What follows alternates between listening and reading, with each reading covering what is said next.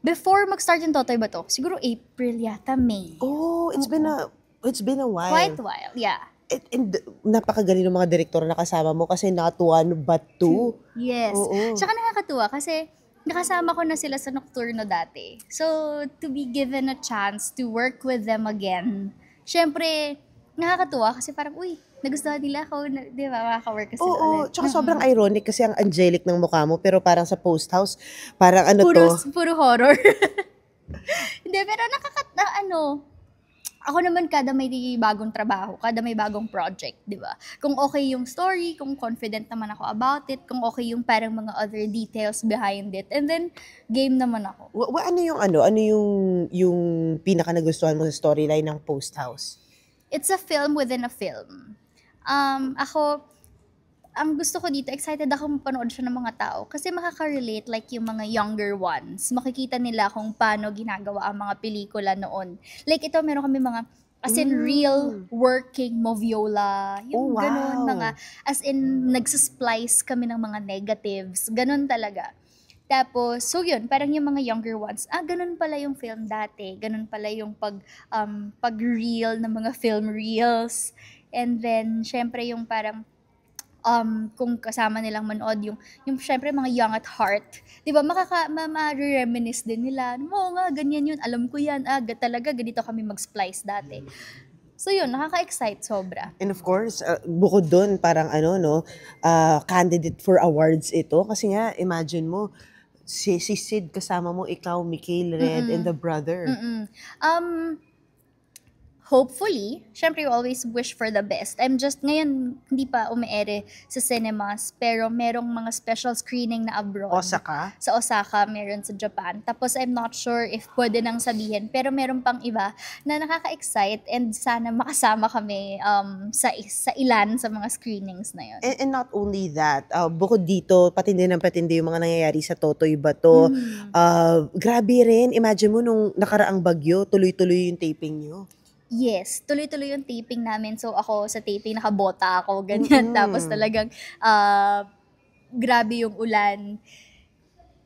Nakakatuwa din kasi ngayon syempre, yung mga first few weeks kasi hindi pa kami pareho ng, kumbaga nung pumunta kami sa Manila ni Totoy, ganyan, magkaiba kami ng bahay. So ngayon we live na in the same community. So lagi nang magkasama. Oh. Pati sila Andoy, pati sila Jet, ganyan. And the whole, most of the cast. And I know, pag lagi mong kasama sa isang bubong, baka magka-developan na. Yes. So, abangan ng mga kapatid natin yan, kung magkaka-developan na ba si Totoy at si Emerald. Oo nga. But really, how's the set right now? Grabe, yung dedication ng Totoy Bato. Alam mo, ang pinakahanga ako sa talagang relationship ng mga tao sa set dahil syempre yung cast and yung staff ng Totoy Bato galing sila sa isang mahabang project din, 'di ba, nung sa Lumuhod. So since sobrang naging close na sila.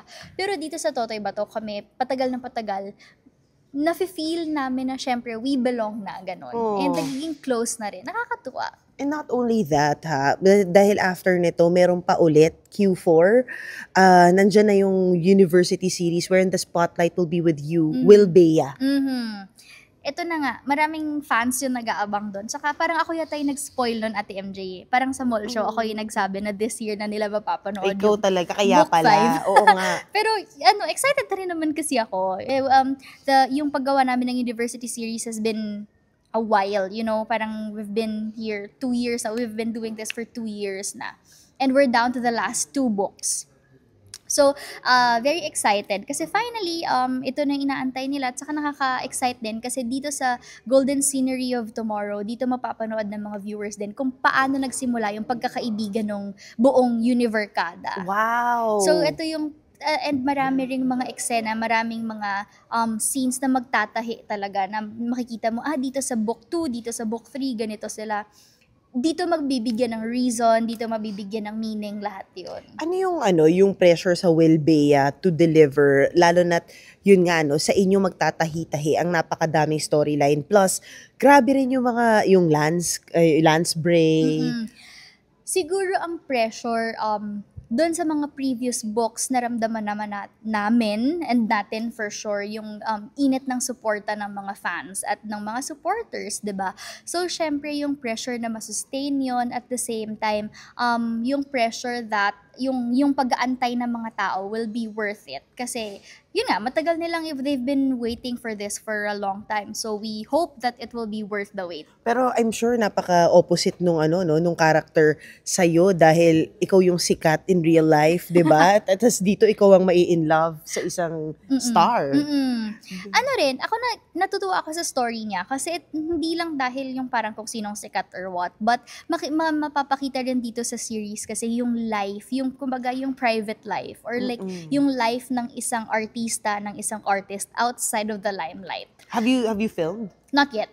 Oh my gosh. Not So, yet. kasi Soon. tatanungin ko sana, ipa-follow up question ko sana dun is it like similar? Did they get it right? You'll know. Hindi pa. We'll know. I'm very excited to start actually. Wow, ang ganda. Thank you so much, B. Thank you, ate. Thank you. Yes. Ay, saan tayo mag-sit, nurse? Oo. I love... Umupo ka muna, sis.